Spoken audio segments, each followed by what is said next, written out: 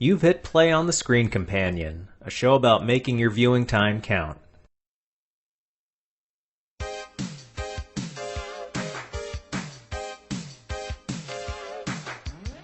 I don't know if you know this, Andrew, but my favorite decade of films happens to be the 80s. It's a great decade. It is. It's very stylish, maybe a little too much style over substance at times, but hey, keeps it from being boring. Usually. One of the most notable genres of that decade, I would argue, is the teen comedy. I'm sure you've probably watched plenty of films from this genre in that decade. I think I've watched my fair share. I wouldn't say I've watched more than the average person. I've watched some of the classics, like, of course, specifically like Ferris Bueller or Breakfast Club, stuff like that. Those John Hughes movies, they take up a lot of my list of teen comedies from that decade that I enjoy. He made really good ones, and he knew how to make a teen film. He knew how to do the sensibilities and speak to his audience. Even decades later, I can still watch his stuff and feel some kind of connection with the characters. But today, we're going to examine movies from the 80s. We might say are targeted at a teenage audience, but they go against the grain from what's typical of that decade because they have female characters, and these characters are the leads of the movie. I was trying to, in preparation for this show, find other movies that have fair portrayals of women, especially as the protagonists. And there really aren't that many examples. It's usually a guy's genre. Besides the two we're going to talk about, there's Valley Girl from 1983, Desperately Seeking Susan, 1985. That one had Madonna. Really, it was a male-centric decade as far as the juvenile humor went. Boys and blue humor kind of go hand in hand anyway, so maybe that was part of the reason for it. I think especially in the teenage years, yeah, I would definitely agree with you.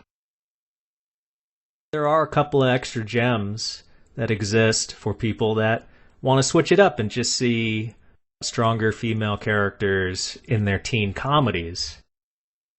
Let's just dive into the first movie, which is Night of the Comet from 1984. Andrew, had you seen this before this episode?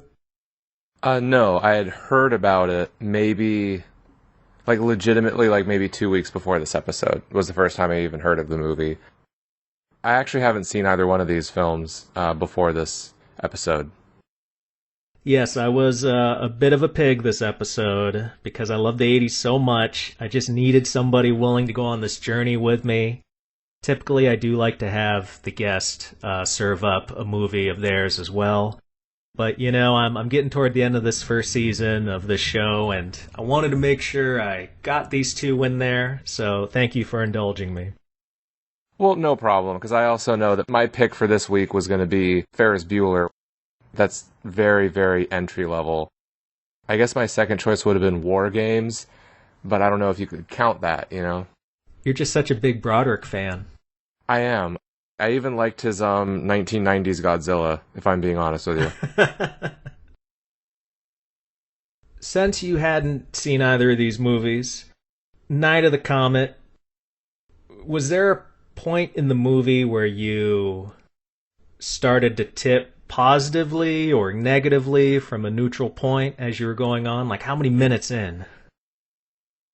I think I was interested in it from the beginning because you could tell it was going to be something kind of unique.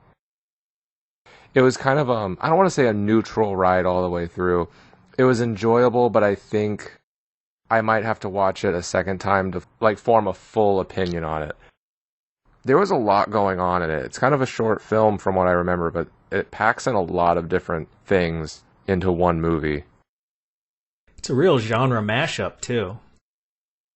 Yeah, there's a bit of a whiplash element going on with it. Not like in a bad way, just kind of it takes you for a ride.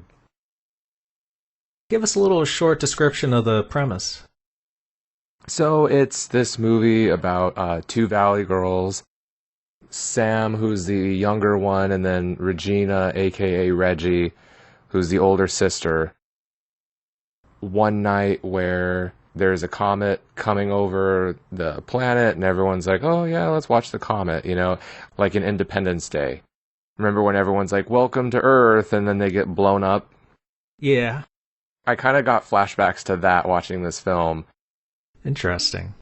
I mean, we know that what's going to happen, and they're all going to die.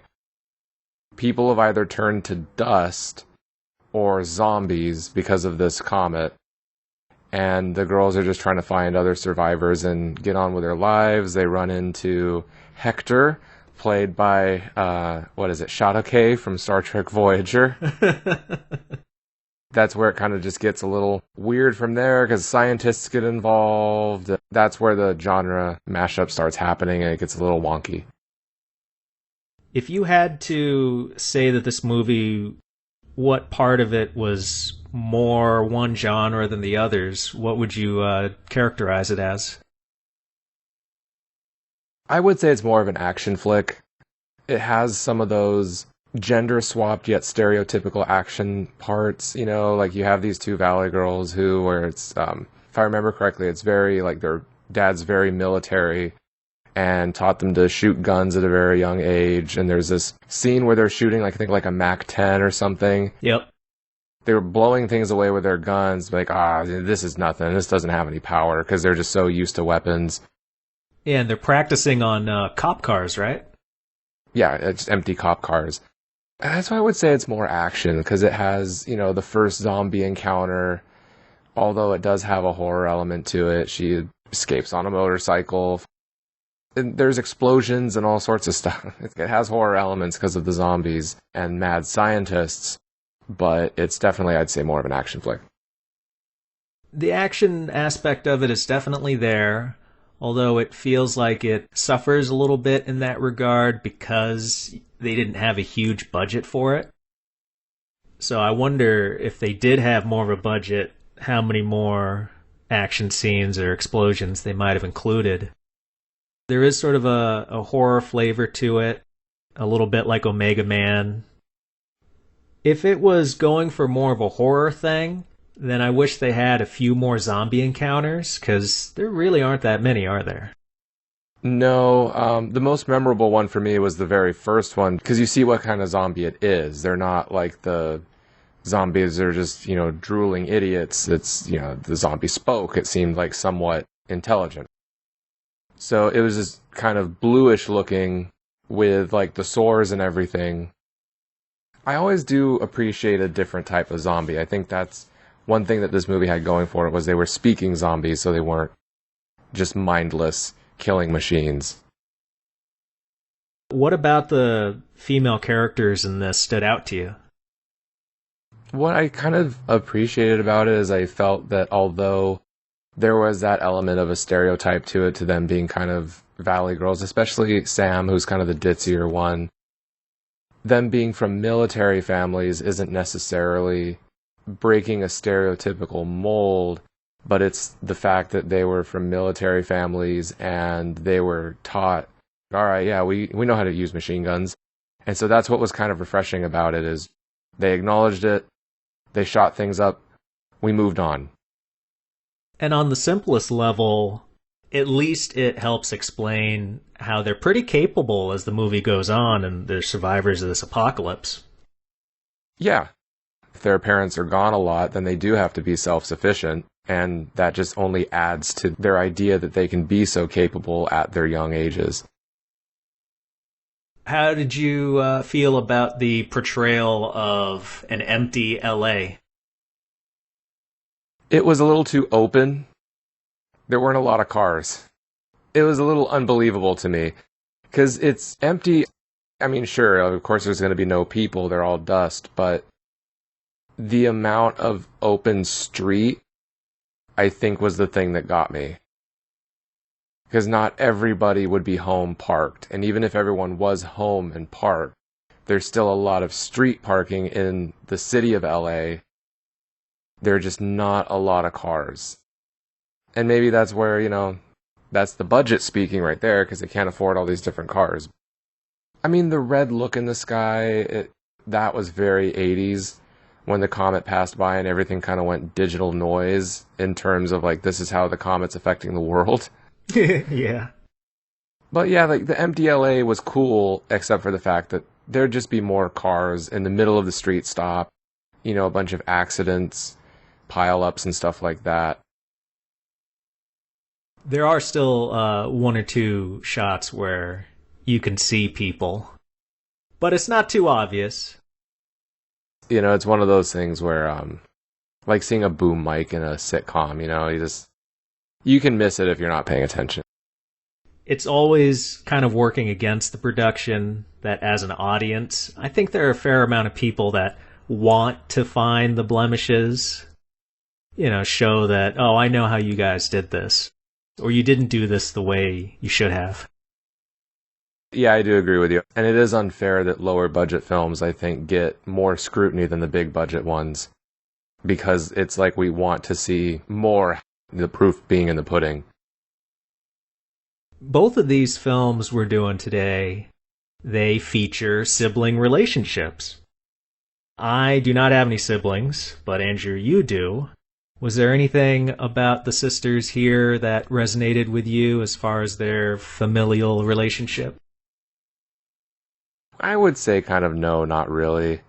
Because I have an older brother, and I just think in general, I know it's just, I don't mean to make it sound like a cop-out, but I think sister interactions are a lot different than brother interactions. I think that if my brother and I were in this type of situation, I mean, we'd be cracking wise, sure, like they are, because they're kind of like those fast-talking teens that crack good jokes. But it's also like you have two completely different characters, where you have Regina, who's more just kind of I'll say a straight shooter, pretty smart chick. And then you have Sam, who I kind of remember being more ditzy, and I don't want to say clueless, but the one who's kind of the more like, oh, shucks type of character, She's in denial for a good part of the movie. Yeah, the denial is one thing, but she kind of still had a little bit of a ditziness to her. For me, it didn't really ring too true, but that's just, every sibling relationship's different. I thought it was pretty cool that we do get a fair amount of backstory with them before things even hit the fan. It kind of made me wish I had a sibling when their stepmother wants them to both show up for their comet party, and Regina wants Samantha to cover for and lie for. You just wanted a partner in crime. Heck yeah, it's much harder when you're the only one. True. I can imagine. But we also, in that scene with the cruel stepmom, damn, Samantha and her get into a little tizzy, and they actually fight, don't they? They throw punches. Samantha gets knocked down. It was an uncomfortable sequence, for sure. There are a few moments like that in this movie. They get gross in a couple of spots, whether it's the domestic abuse, or a little later on, you're mentioning the first appearance of the zombies. For a movie that is PG-13, they don't have really any gross-out, gory moments, but there are a few things that do come off as very unsettling, such as the first appearance of zombies in general in this thing.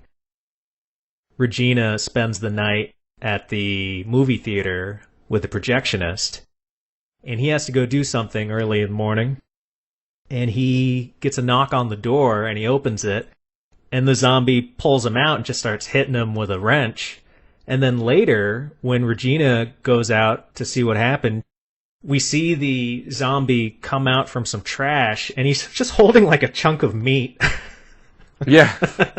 And it's like, yeah, there was some time between when the projectionist was assaulted and when Regina walked into the alley. You kind of wonder, like, wow, I kind of want to see what the zombie did to him. I do believe there's always merit in using your imagination, but I mean, obviously the guy was just wrecked if he already had him in cutlets. Kind of reminds me of older video games where they couldn't get super detailed and you might blow apart an enemy and they just turn into chunks of meat. Yeah. Is there a performance in this that you really like? I like the main character's performance. Maybe because I have seen her in, if I remember correctly, she's the lead in Nightmare on Elm Street. Wait a minute, was she in Nightmare on Elm Street? I think you might be wrong about that. Well, she looks like the lead in Nightmare. Huh. I'm trying to think what else I've seen her in. Because I haven't... Oh, I know where I've seen her now. Weekend at Bernie's? Yeah. It's Weekend at Bernie's. Like, how did I get the two confused? That's crazy. These 80s ladies just look the same to me. It's that hairstyle, man. It is. That's embarrassing. Alright, never mind. Yeah, the only other thing I've seen her in is Weekend at Bernie's, and this is a far cry from that. So... But regardless, you liked her performance in this. What about it was cool? She played it very tough and straight. Like, she wasn't a stereotype, I would say, more like Sam was. Because they're supposed to be these valley girls who get caught, but I mean, it's like she's kind of more of just your average teenage girl in the movie. And she's a bit more of a tomboy. I would say she's tomboyish in the sense where she's not as ditzy or girly as her younger sister in this. One of the reasons I picked this movie, it has one of my favorite moments where a character, in this case Samantha, the younger sister, the cheerleader type, when I started this movie, the first time I saw it, she annoyed the hell out of me in her first few scenes. I just was not behind her at all. Almost to the point where I thought, well, if she gets knocked off, I won't feel so bad, because those ditzy characters are generally not to my taste. And this movie doesn't get super serious. It stays pretty middle of the road, maybe even lighthearted in parts. It examines more the fun of what it would be like to be some of the few people left in the city. But by the end of this movie, her character really goes through the ringer as far as the emotions, dealing with the fact that everybody she knows is gone, and she really got me on her side. So her performance in this movie, Kelly Maroney, the actress, her performance as Sam really stands out to me as being something really cool that there aren't a lot of movies where I start really hating a character and then loving them by the end of it. One of the things I think that helped me see her in a different light in this movie, you know, when they're at the radio station and she has those kind of like just back-to-back nightmares, because the realization is really sinking in with her. Regina, from the beginning, is pretty much like, look, everyone's dust, you know, like she just knows. And Sam's still kind of fighting it, but those nightmares were also, they were uncomfortable in this movie. Like, this movie does have those uncomfortable moments, and those nightmares were definitely not pleasant.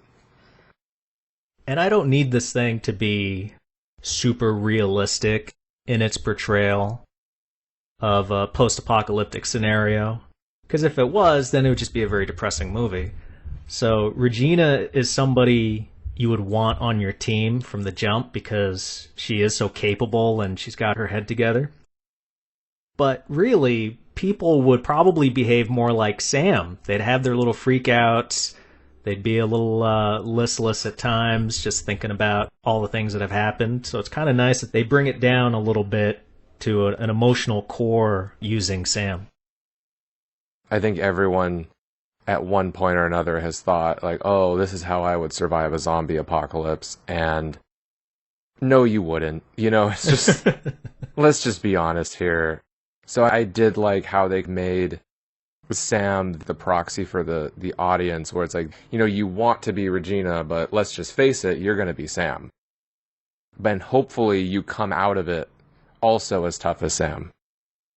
Yeah, and Sam isn't totally useless throughout the movie. She does get her act together. So she really does get to play a full range of things, whereas Regina is just sort of the rock and maybe has less to do as far as acting. Yeah, I would agree with you on that. Final thoughts about Night of the Comet? I think I just need to watch it a second time to get the full experience, because there is a lot going on with it. Sometimes these genre-hopping movies, I feel like I miss a lot in it, and so I think this is something I might have to watch again. There's a whole science subplot that is a bit convoluted to get into, but that's something where second or third viewing really helps solidify more of the story. Yeah, there are moments near the end where you're kind of like, wait. For me, I was just getting a little, not confused, but kind of, I don't want to say everything felt shoehorned in. Like, it is organic, but at the same time, it takes you very quickly out of zombie film into something almost entirely different, I feel. It keeps you a little off balance with all that genre hopping, but at least it keeps it from getting boring. Oh yeah, no, you'll be entertained. So we go from Night of the Comet 1984 to 1985 with Just One of the Guys. So this movie is a great companion to a previous episode we did where Andrew selected Some Like It Hot, a gender-swapping flick. And this one, about 30 years after that, approaches it from the other side where a woman pretends to be a man. Specifically, we have Terry Griffith, this high school senior, who wants to enter a journalism contest, and she's not selected at her school, but there's a neighboring school that hasn't finished doing their submissions yet. So she decides to get enrolled at that school temporarily to submit an article, and she says one of the reasons why her article didn't get picked originally at her first school is because she's a girl, and there's sexism at play. She pretends to be a boy at the second school, and lo and behold, she gets rejected again. However, the journalism teacher says he'll give her a second chance, or him a second chance, to submit another article and stay in the competition. This one as well, Andrew, you had not seen before? No, I had actually never even heard of it before. Oh, great. Just One of the Guys virgin. Well, I have a totally different experience to that. I remember seeing this on VHS when I was 7 or 8 years old, maybe 10 at the latest. Oh my. I loved it, but obviously I couldn't enjoy it, all the layers to it, because I just wasn't mature enough. And I would catch it a lot on Comedy Central, too. It would play. The main character, the main actress, Joyce Heiser, as Terry Griffith, she has a special place in my heart because I had a big crush on her from this movie when I was a little boy.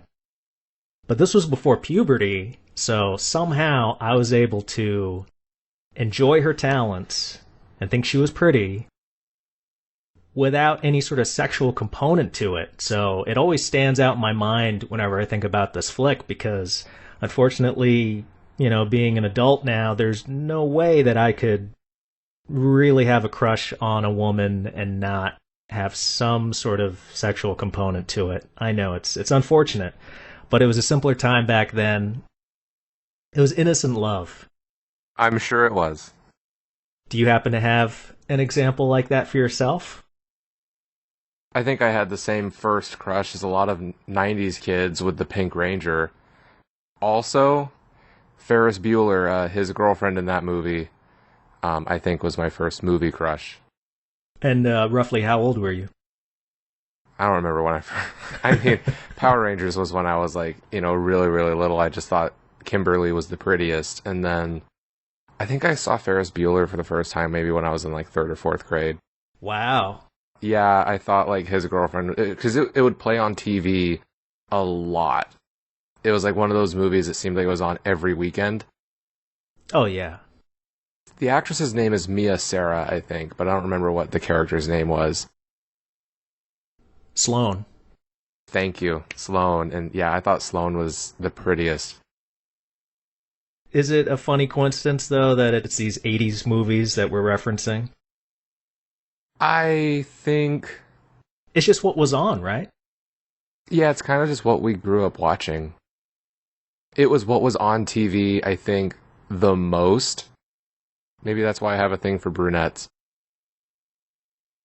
Since this was your first watch, how did it hit you? It was very. Oh boy. Okay. Okay. Let's get into it. So, I'm gonna. Okay. Because I know this is a recommendation show. No, you're allowed to hate it. I don't know if I would recommend it. I don't hate it. Okay, what were your problems with it? It was very cringy. Really? I thought it was very cringy, dude. Like what parts? A lot of, like, most. Damn. I think one of the things that surprised me the most, and, you know, you telling me the story, the fact that you watched this as a 9-year-old, I can think of 2 big reasons why you had a crush on this main actress. When I think of the younger brother's bedroom, like, this movie has a lot of nudity in it. I mean, really, it has nothing else that I would say is really PG-13 worthy. Because I think if it didn't have the nudity, it would probably be a PG film. Well, no, there's a lot of gross sex talk. I think that's what it is. It's like, it's the precursor, I think, to the teen gross out comedy, like American Pie. You know, because you have this younger brother he's just trying to get laid because their parents are on vacation, and he's hard to watch at times just because it's like, dude, you're talking to your sister like that, man. But I will admit, that was kind of the charming thing I liked about their relationship in the movie, is it did feel authentic in the way that, you know, he got on her nerves, but at the same time you could tell that they got along. But yeah, there's a lot of nudity in this movie, because he has Playboy pictures everywhere in his room, and it's not like they're all out of focus or blurred. It's like, oh, there's full frontal of like 3 different women in one shot, you know? That was a little jarring for me. As far as live action nudity in the movie, there's only one shot. There's one shot where there's actual breastises. I mean, but that's still... And it's at a crucial time in the movie, too. It's not gratuitous, man. Give me that much. It's not gratuitous, and I will say it is important. It's as important as it can be in the film. Well, so a little backstory on that. The actress had the right to refuse to do it. But the director, who was a woman, she felt that for the story, that was a moment where they needed some frontal nudity. So she asked the actress, look, can we shoot it? And if you hate it, we won't use it.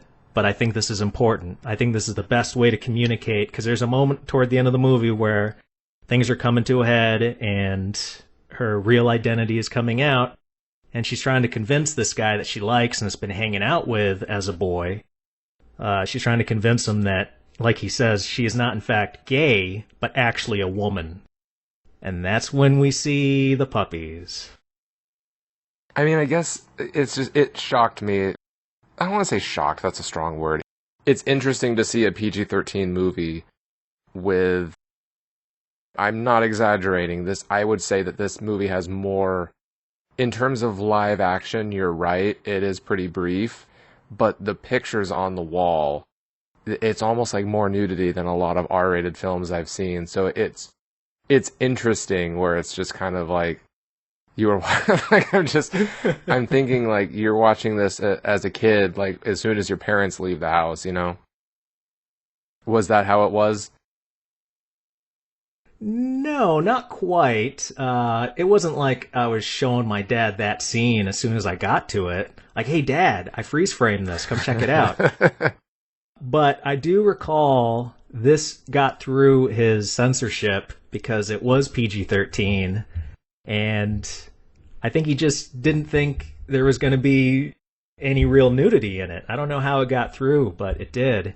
And like I said, though, I remember it not just for the visual aspect of it, but also because maybe the first few years that I'd ever seen this movie uncensored, it really didn't. Yeah, sure, I thought it looked fair, but it was at a time where I just wasn't really thinking about it sexually. It was just kind of like, oh my god, like in the story, she's revealed herself, and what a shock it is to the guy that she likes. The big reveal.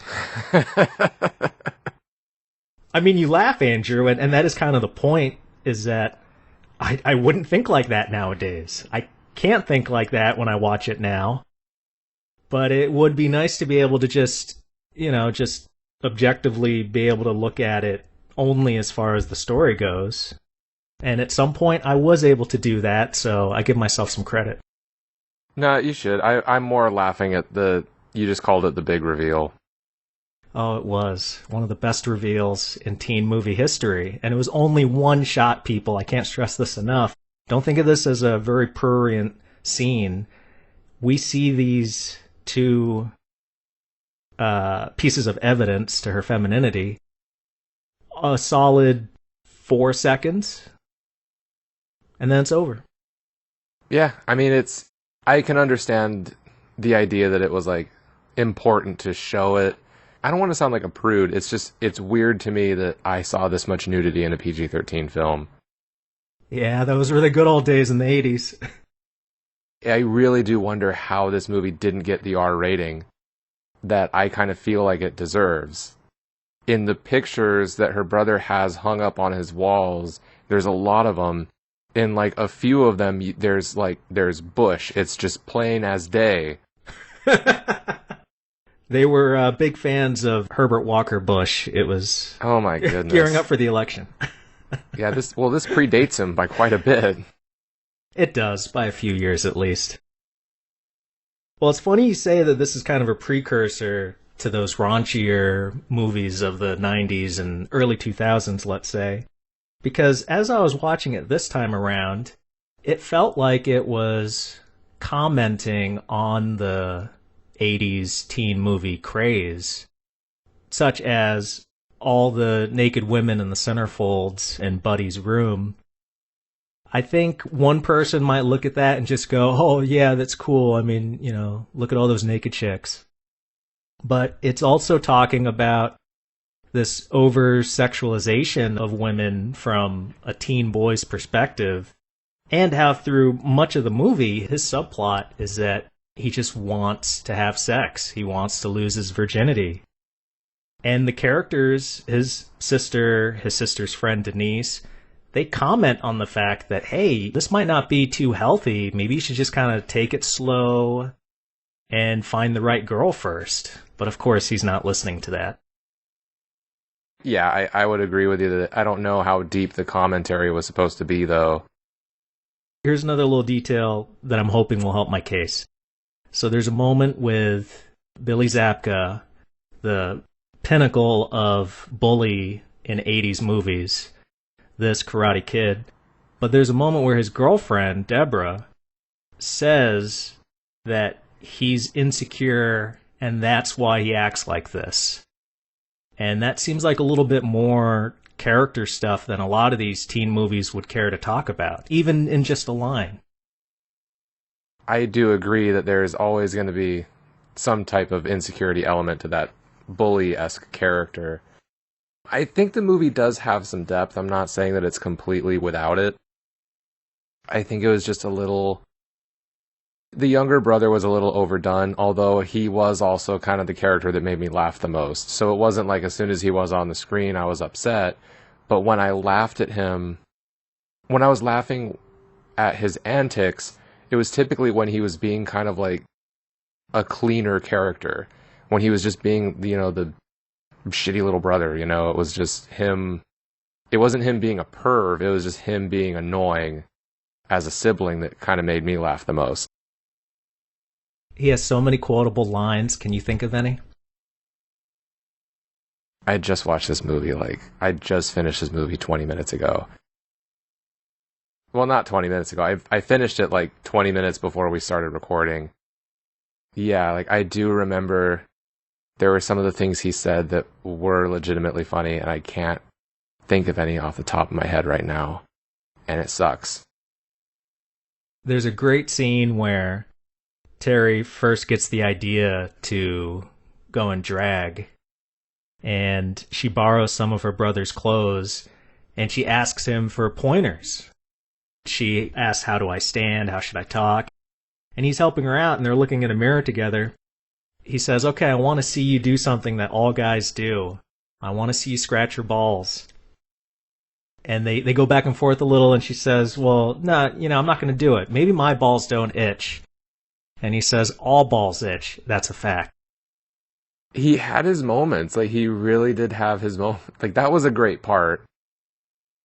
There's a line later, because there's this girl at this other high school that is really into Terry as a boy. And she's kind of the female equivalent of Buddy. She tries to get with Terry and fails. And then Buddy says, the closest I've come to sex was a girl who took her top off to seduce my sister.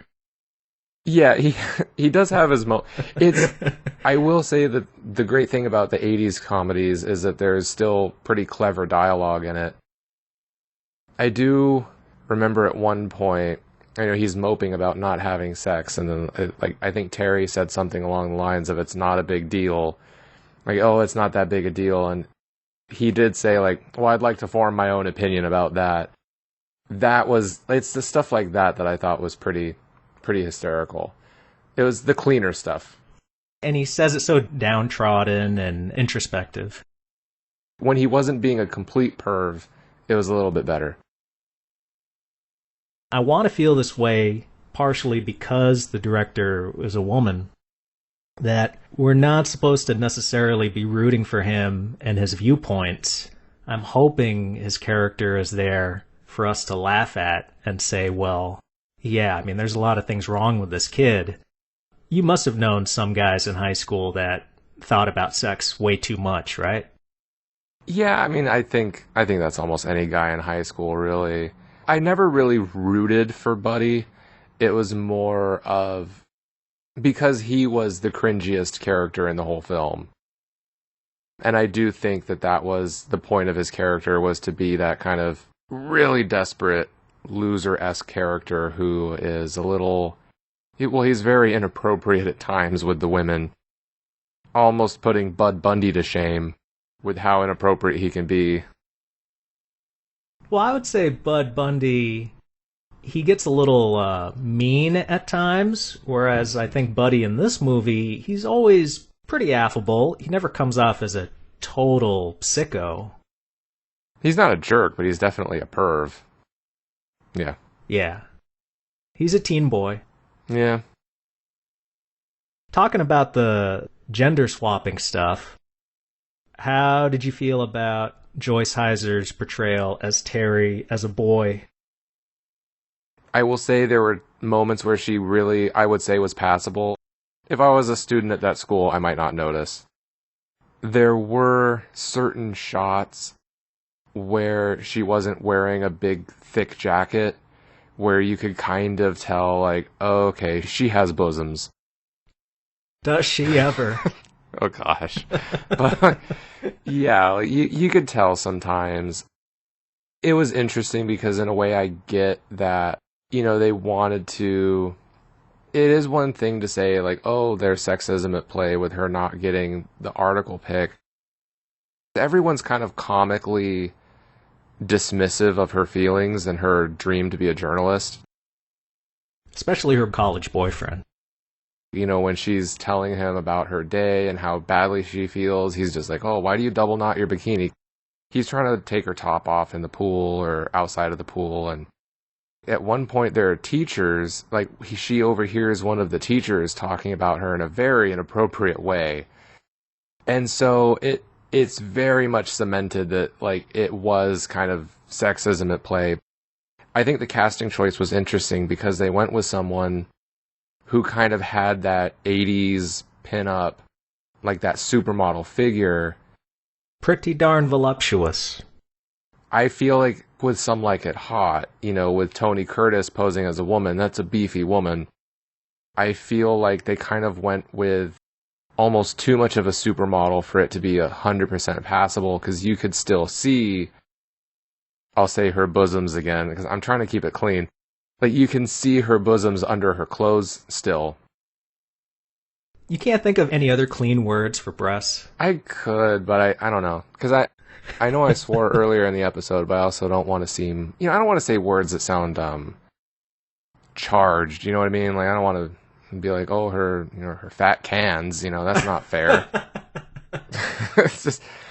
She is kind of like one of those 1980s supermodels with the curves. And so with her passing as a guy, maybe should have put her in bigger clothes or just more jackets, because sometimes you can still kind of see it. Yeah, and her voice wasn't very consistent. Hey guys, it was like she was doing an impression of a guy. She is passing as well as she can. The hair helped. I mean, honestly, that was a great hairstyle for her to have, because it was fashionable in the 80s as a good androgynous cut. So that was good. On the face of it, it's Terry dressing up as a boy, and the antics she gets into therein. But did you notice it's also a thing where she's seeing other aspects of class and social strata? She starts the movie as the popular girl. She won't give the geeks the time of day. But then by the end of the movie, she's friends with those geeks and has a bit more appreciation for people other than her group of friends.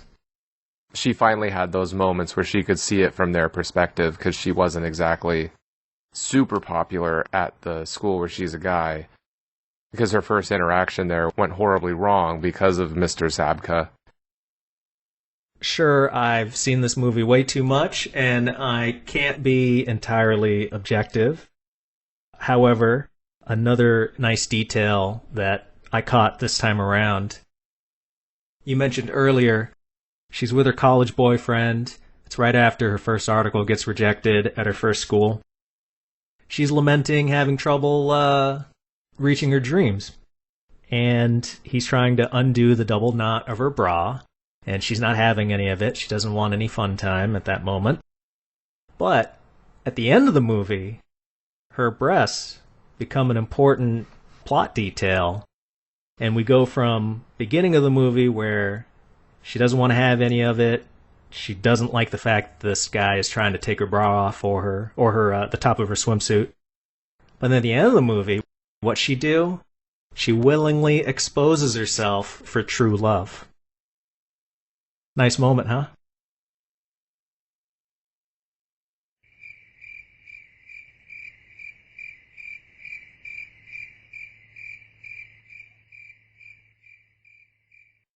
You have seen this movie too many times. I have. And I'll see it many more times.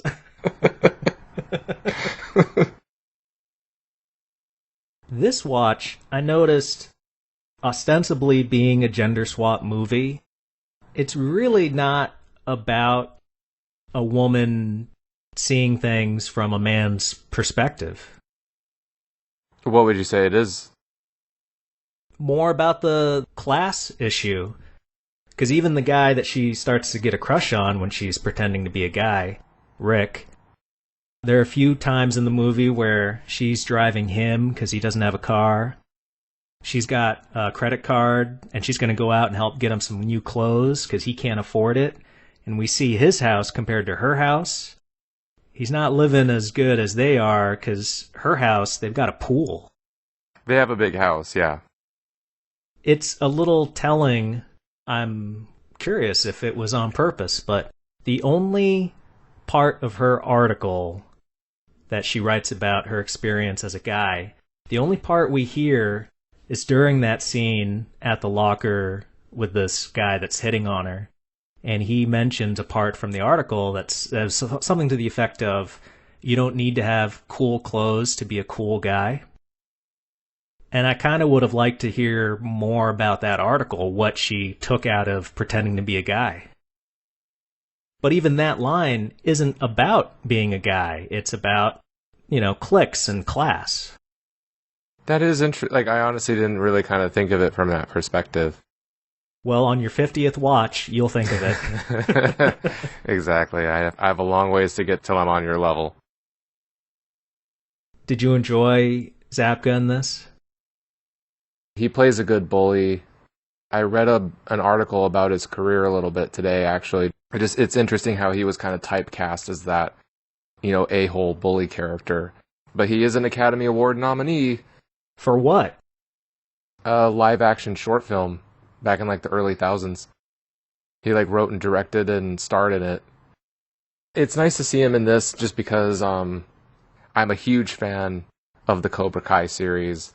It's kind of nice to see him in, like, his early years, because it's, the stuff I like him in the most is, like, the now that he's doing with Cobra Kai, because that show's great. And as a bully in this movie, they gave him a nice detail with the exercise stuff.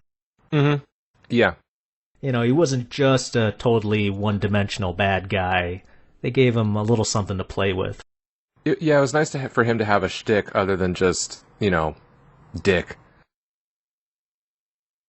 I personally would not recommend this as a must-watch for 80s teen comedies. I would say it's a deep cut. I would give another list first before I gave this one.